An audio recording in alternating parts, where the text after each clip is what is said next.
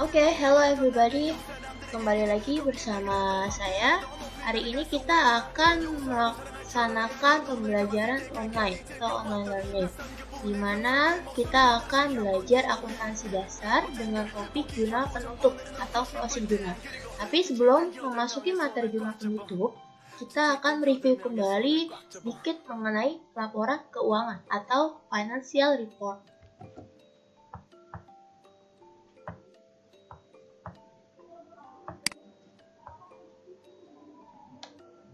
Masih di kompetensi dasar yang sama, yaitu mengenai laporan keuangan. Ini kompetensi dasar yang akan kita bahas. Yang pertama, menganalisis perkiraan untuk menyusun neraca lajur sebagai pembantu dalam membuat laporan keuangan.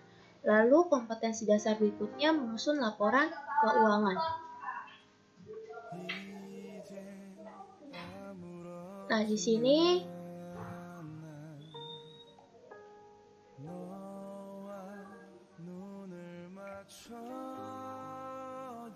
laporan keuangan yaitu tahap akhir dari siklus akuntansi yang dibuat sebagai laporan pertanggungjawaban pimpinan perusahaan pada pemilik perusahaan. Laporan keuangan juga disajikan kepada pihak luar yang memerlukan. Sebelumnya kita udah pernah belajar bahwa pihak yang membutuhkan laporan keuangan terdapat pihak intern dan pihak eksternal. Kemudian ini merupakan tujuan dari penyusunan laporan keuangan. Kenapa sih laporan keuangan itu harus dibuat? Ini tujuan laporan keuangan menurut American Accounting Association. Lalu kita akan memasuki mereview mengenai jenis-jenis laporan keuangan. Oke, yang pertama ada laporan laba rugi atau income statement. Lalu ada laporan perubahan ekuitas, statement of change in equity, ada juga neraca atau lebih dikenal balance sheet. Lalu yang keempat ada laporan arus kas atau cash flow, dan yang kelima adalah catatan atas laporan keuangan, CALK. Oke, untuk yang pertama kita review contoh dari laporan laba rugi. Itu seperti ini ya. Di mana rumus yang berlaku, jangan sampai lupa, net profit sama dengan revenue dikurangi expense. Artinya, semua pendapatan yang ada, baik dari pendapatan operasional maupun pendapatan di luar operasional, dikurangi dengan semua beban yang ada, semua beban yang berlaku selama satu periode akuntansi. Lalu laporan yang kedua adalah statement of change in equity. Ini adalah bentuk dari laporan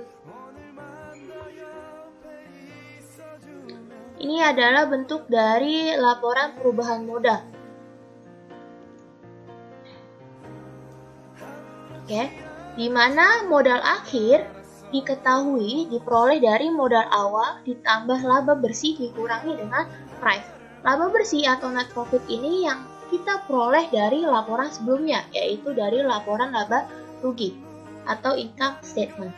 Nah, lalu bagaimana jika ternyata di laporan laba rugi yang pada sebelumnya itu bukan laba bersih yang diperoleh, melainkan rugi bersih?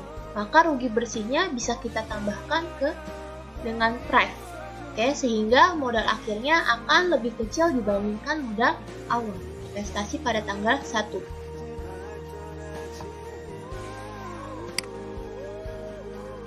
Lalu laporan yang ketiga adalah neraca atau balance sheet.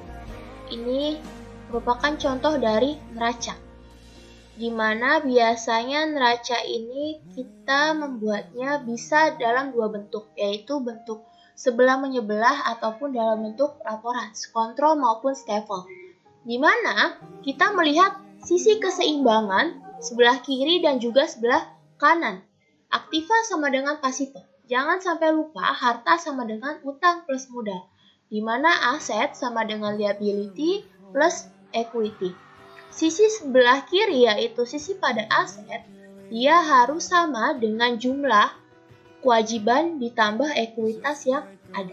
Di sini dicontohkan neraca pada perusahaan Mel Consulting, yaitu jumlah asetnya 45.720.000 diperoleh dari jumlah aset lancaran dimiliki 31.550.000 ditambah jumlah aset tetapnya 14.170.000.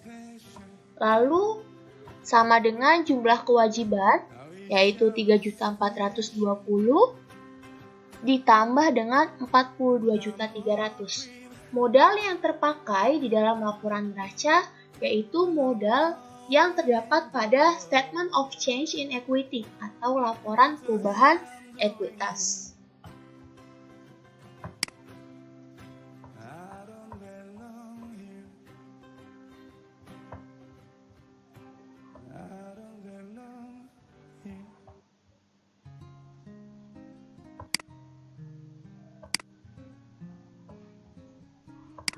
Oke. Nah, sekarang kita masuk ke inti permasalahan, yaitu mengenai jurnal penutup atau closing journal. Nah, ini jurnal penutup, akun nominal hanya menunjukkan jumlah-jumlah pada satu periode saja. Maka akun ini harus mempunyai saldo 0 pada awal periode. Untuk menjadikan saldo akun nominal menjadi 0, maka dibuat jurnal penutup. Perlu kita ingat kembali bahwasanya pada pembahasan-pembahasan sebelumnya sudah saya tekankan bahwasanya akun terbagi menjadi dua kategori, yaitu akun real dan juga akun nominal. Akun real bisa kita sebut sebagai akun neraca. Akun nominal biasa kita sebut sebagai akun laba rugi. Nah, kenapa sih harus ada yang namanya jurnal penutup? Kalau misal kamu sudah membaca, sudah searching itu sangat bagus sekali. Di sini kita akan menjelaskan hari ini mengapa kita perlu membuat yang namanya jurnal penutup setelah laporan keuangan. Karena pengkategorian akun terbagi menjadi dua, yaitu akun sementara atau temporary account dan juga akun nominal. Ini merupakan akun-akun yang harus bersaldokan 0 pada akhir periode, berbeda dengan akun neraca atau akun real yang nantinya akan dipakai kembali saldo-saldonya pada periode akuntansi berikutnya atau periode akuntansi selanjutnya. Nah, ini yang tadi kita bahas mengenai pengkategorian akun, yaitu akun real, akun neraca, dan juga akun nominal atau akun laba rugi. Nah, untuk lebih jelasnya, akun temporer atau akun nominal ini harus ditutup pada akhir periode akuntansi. Maka kita harus membuat yang namanya jurnal penutup atau closing journal. Di sini yang termasuk dalam akun nominal ada semua akun pendapatan, semua akun beban, dan juga price. Karena price ini bersifat sementara, temporer. Berarti artinya sementara, jadi harus ditutup. Lalu akun permanen, yang dimaksud dengan akun permanen, akun real ini merupakan seluruh akun di mana saldo-saldonya nanti bisa dipakai kembali atau dijadikan dasar pada periode akuntansi selanjutnya, the next periode. Yaitu ada semua akun aset, akun modal, ekuitas pemilik perusahaan. Nah, di sini kita akan mempersiapkan jurnal penutup atau kita akan mempelajari how to prepare closing journal. Untuk membuat jurnal penutup, biasanya diperlukan satu akun bantuan untuk mengumpulkan akun pendapatan dan akun beban. Akun yang dimaksud di sini dinamakan ikhtisar laba rugi atau akun laba rugi. Akun ikhtisar laba rugi di sini bersifat sementara karena pada dasarnya hanya untuk menampung pendapatan dan beban-beban yang memunculkan satu angka laba atau rugi yang kemudian dipindah ke ekuitas pemilik. Nah, untuk lebih jelasnya di sini ada diagramnya. Ini ada diagramnya, coba diperhatikan. Ayo kita perhatikan.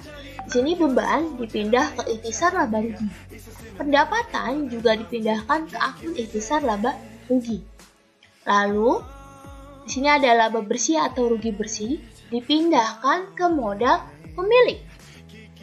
Dan price atau istilahnya drawing kita juga pindahkan ke modal pemilik, ekuitas pemilik. Sudah cukup paham? Sudah cukup jelas? Nah, ini contoh dari jurnal penutup ya. Ini merupakan contoh dari jurnal penutup atau closing jurnal. Bisa kamu amati, untuk kolom yang dipakai ada kolom pertama ada tanggal atau date, kemudian ada description atau berisi uraian akun-akun apa aja sih yang terdapat atau keterangan yang terdapat di dalam jurnal penutup. Lalu ada ref, bisa kita isi dengan account number. Lalu ada debit, sisi debit, dan juga sisi kredit. Dimana sisi debit harus balance dengan sisi kredit. Ya, di sini ada pendapatan pada ikhtisar laba rugi sebesar 23.450.000. Lah, kok pendapatannya di sebelah debit sih? Bukannya saldo normal pendapatan itu ada di sebelah kredit ya? Nah, tadi perlu diingat lagi, jurnal penutup adalah pada intinya menutup akun-akun atau membuat akun-akun nominal bersaldo 0. Sehingga akun-akun seperti pendapatan dan beban yang awalnya ada nominalnya harus dinolkan di akhir periode. Pada dasarnya, pendapatan atau biasa kita kenal revenue atau income, dia memiliki saldo normal di sebelah kredit. Sehingga agar menjadi 0 pada akhir periode, kita pindahkan ke sebelah debit dengan ketentuan sebelah kreditnya adalah ikhtisar laba rugi. Angkanya diperoleh dari mana?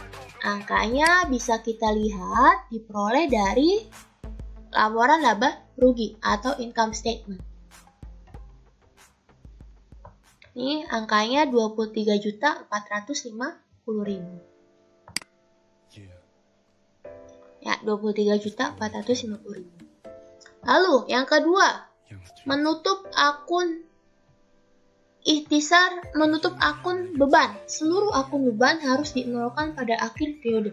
Di sini contohnya ada beban gaji, beban sewa, beban bahan habis pakai, beban penyusutan, beban asuransi, beban lain-lain. Yang awalnya dia bersaldo normal di sebelah debit, pada akhir periode akuntansi harus 0. Sehingga di jurnal penutup yang awalnya mereka bersaldo debit, kita kreditkan dengan sebelah debitnya adalah ikhtisar laba rugi. Angka-angkanya diperoleh dari mana? Angkanya diperoleh dari income statement ya. Bisa dilihat di sini ada 1620, 1.600, 850.000. Ada 330.000, 300.000, 450.000.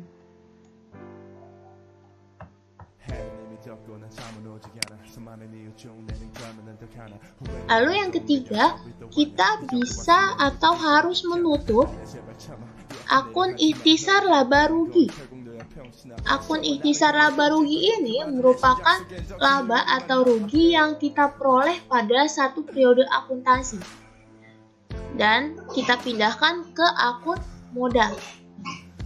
Sehingga kalau kita lihat di sini asal angkanya 18.300 dapat diperoleh dari laporan laba rugi income statement, yaitu pada bagian laba net profit,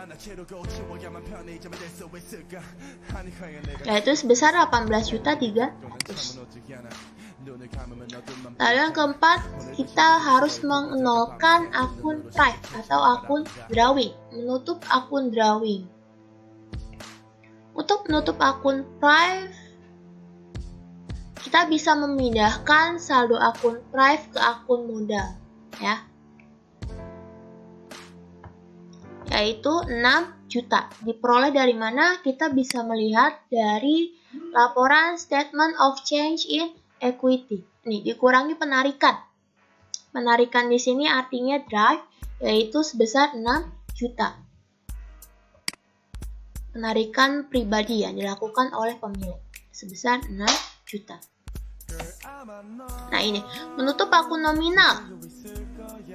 Menutup semua akun pendapatan yang pertama, lalu yang kedua menutup semua akun beban, ketiga menutup akun ikhtisar laba rugi, Lalu yang keempat ada menutup akun Thrive.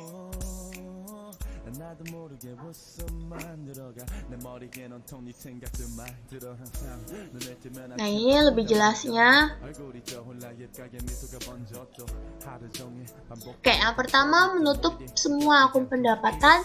Rumusnya adalah pendapatan di sebelah debit, kemudian ikhtisar laba ruginya kita kreditkan dengan nominal yang dicantumkan, yaitu sesuai dengan pendapatan yang diperoleh. Lalu step kedua, the second step, langkah kedua, yaitu menutup semua akun beban. Semua akun beban kita kreditkan dengan bagian sebelah debit adalah ikhtisar laba rugi. Nominal yang kita cantumkan adalah jumlah beban sebesar total beban yang ada. Nah, lalu yang ketiga, the third step, yaitu menutup akun ikhtisar laba rugi, di mana apabila laba, akun laba ruginya harus kita debit. Kemudian ekuitas pemilik atau modalnya kita kreditkan dengan nominal yang dicantumkan sebesar nilai laba. Tapi apabila ternyata di income statement yang terjadi bukannya net profit, tapi loss profit, rugi, perusahaan rugi nih, bukan dapat laba, maka akun laba ruginya di sebelah kredit, kemudian akun ekuitasnya ada di sebelah debit. Karena ingat, bagaimanapun laba itu dia saldonya di kredit, sehingga harus kita tutup. Lalu yang keempat, menutup semua akun Thrive. Rumusnya di sini ada ekuitas pemilik atau modalnya di sebelah debit, lalu Thrive-nya di kredit. Kenapa Thrive-nya di kredit? Kenapa? Ingat lagi, memang pada dasarnya modal itu atau equity dia bersaldo normal di sebelah kredit. Tetapi Thrive itu merupakan penyimpangan dari adanya akun ekuitas. Thrive bersaldo di sebelah debit. Sehingga untuk menutup, untuk membuat dia menjadi 0, kita harus membuat lawannya, yaitu Thrive-nya kita pindahkan ke sebelah kredit dan sebelah debitnya adalah akun modal. Ini merupakan bagian mengenai proses penutupan pada perusahaan perseorangan ya. Ini apabila perusahaannya masih pribadi, bisa kita lihat alurnya. Yang pertama pendapatan dengan laba rugi, lalu beban juga dengan laba rugi, kemudian step ketiganya tadi laba rugi dan ekuitas pemilik, lalu step keempatnya adalah Thrive. Nah, ini contoh keseluruhan dari closing journal. Pendapatan pada ikhtisar laba rugi, lalu yang kedua ikhtisar laba rugi pada beban, lalu yang ketiga ikhtisar laba rugi pada ekuitas, lalu yang keempat ekuitas pada Thrive. Oke, terima kasih, cukup sekian dari saya. Apabila ada pertanyaan, silakan japri. Oke.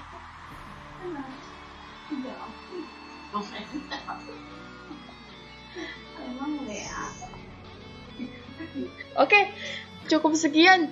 Kalau misalnya ada yang kurang paham, silakan bisa hubungi WA atau bisa DM ke IG @accounting4life_. Oke? Terima kasih. Ini bagaimana nih mati? Nomor di bawah ini dan